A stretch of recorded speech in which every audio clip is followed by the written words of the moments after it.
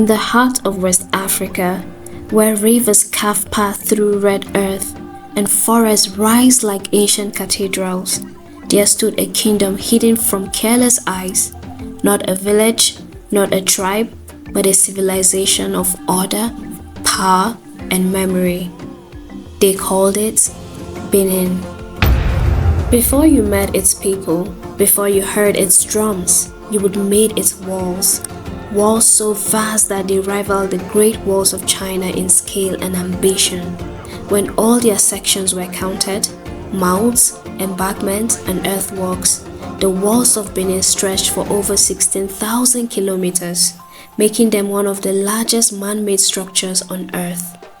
These walls were not only barriers, they were symbols.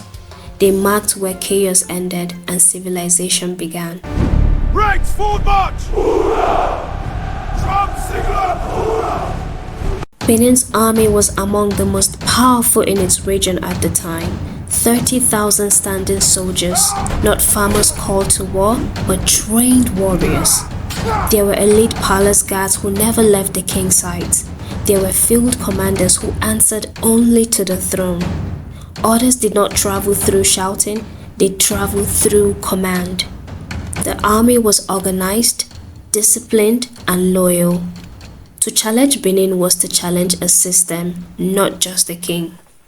But Benin did not rise on weapons alone. Its land was fertile. Its people were skilled.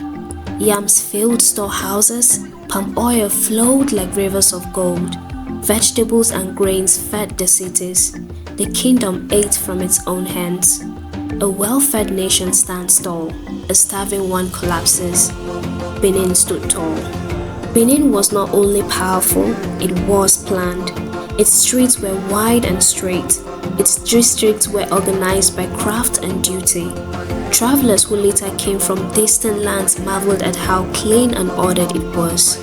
One of the best planned cities of the pre-modern world. This was not ruled by accident, it was ruled by structure.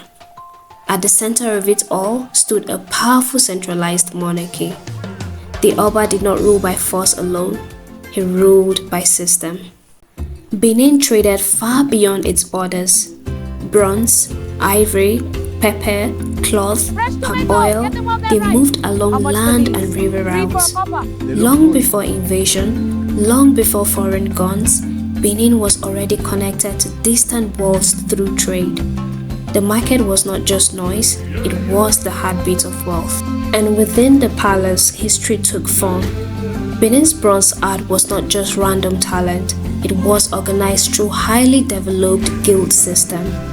Families of bronze casters passed their knowledge from father to son, from generation to generation. They did not make art for beauty alone, they made memory.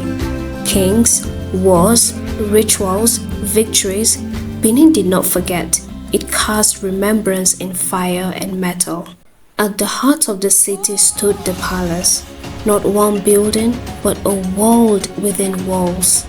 Gardens where queens walked, courtyards where chiefs gathered, paths where messengers hurried with news. Servants moved with care, guards stood with pride, praise whispered to the spirit. This was where power breathed. Inside, the palace glowed with coral beds, carved wood, and bronze plaques lining the walls. Here, law was spoken.